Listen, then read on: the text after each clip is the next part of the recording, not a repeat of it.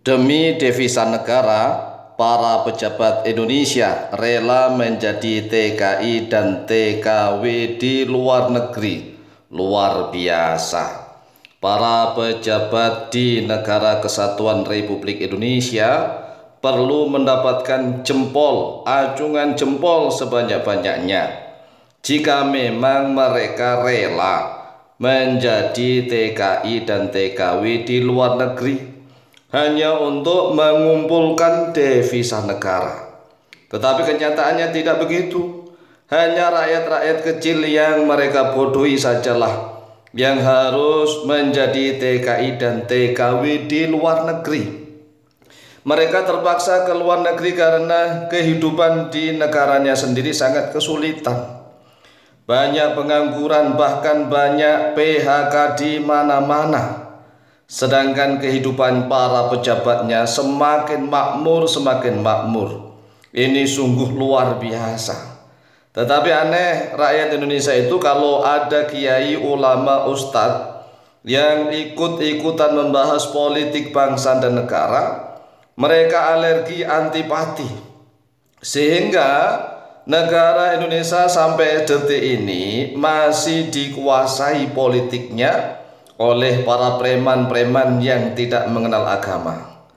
Nah, kalau politik selalu dikuasai oleh orang-orang yang tidak kenal agama, sehingga politiknya ngawur sengawur-ngawurnya, mereka menjalankan roda pemerintahan dan negara ini sesuai dengan hawa nafsu mereka masing-masing, karena jauh dari norma-norma agama.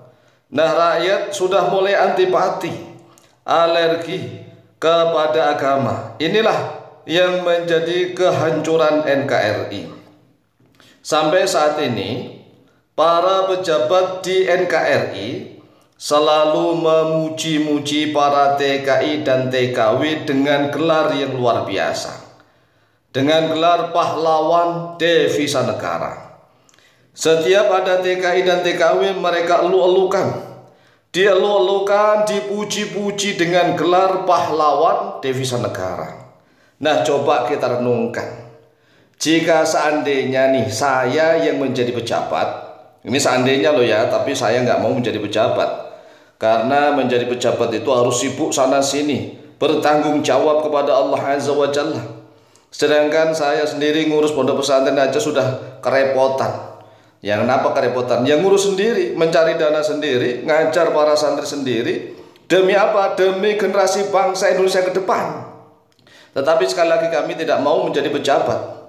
Nah, kalau seandainya nih saya yang menjadi pejabat, maka saya sangat malu sekali. Mengapa?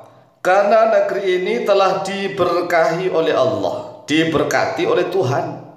Negeri Indonesia ini diberkahi oleh Allah, diberkati oleh Tuhan, menjadi negeri yang sangat subur dan kaya sumber daya alam.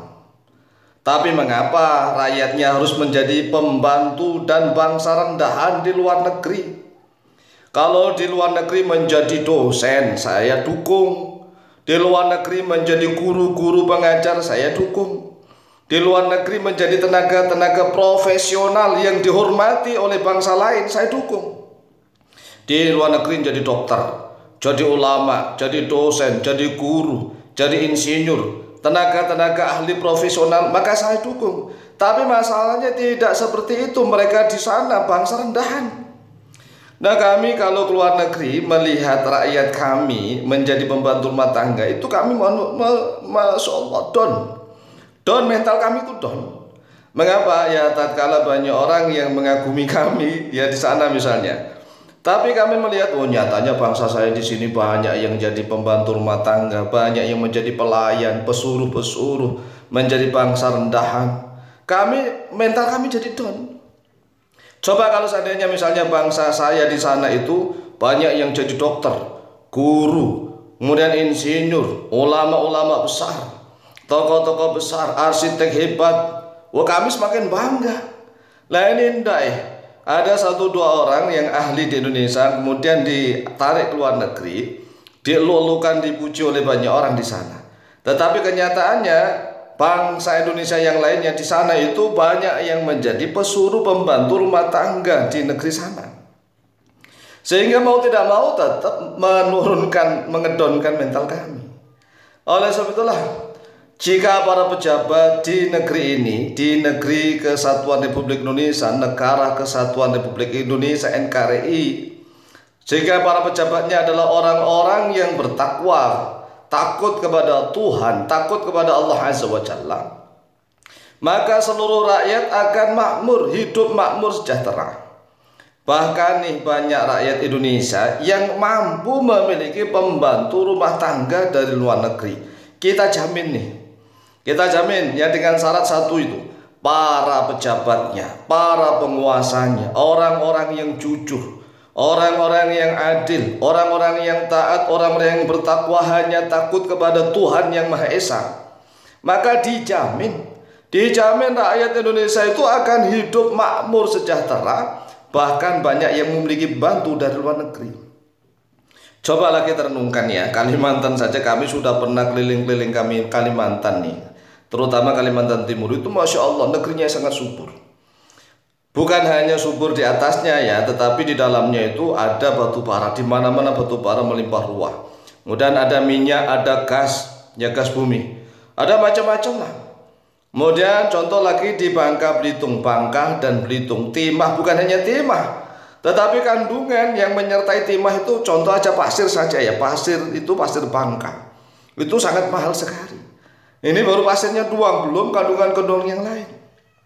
Kemudian di Papua Irian Jaya, apalagi di sana.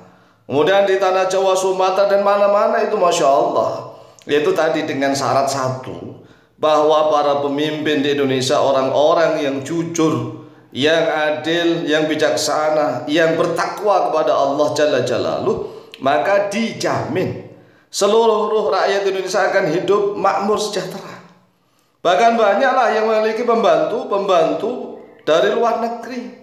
Coba bayangkan, Anda memiliki pembantu dari Korea, dari Hong Kong, dari Taiwan, dari Amerika, dari Australia, dari Timur Tengah. Jangan dibalik, negeri kita ini negeri subur lah, kok bangga rakyatnya menjadi TKI TKW di sana hanya sebagai pembantu. Ini kan cara pikir yang terbolak-balik. Nah, ini membutuhkan kekuatan yang sangat besar. Artinya tidak bisa hanya mengandalkan Satrio Piningit, Ratu Adil, 1-2 orang, tidak bisa. Harus membangun sistem dan tim. Timnya membutuhkan ribuan orang, bahkan ratusan ribu orang. Jangan ekstrim kanan seperti para habaib dan orang-orang yang ingin mendirikan khilafah, HTI dan seterusnya. Jangan juga ekstrim kiri. Kita harus tengah-tengah, insya Allah Indonesia akan berubah menjadi baldatun thayyibatun wa rabbun ghafur. Amin, amin, Allahumma amin.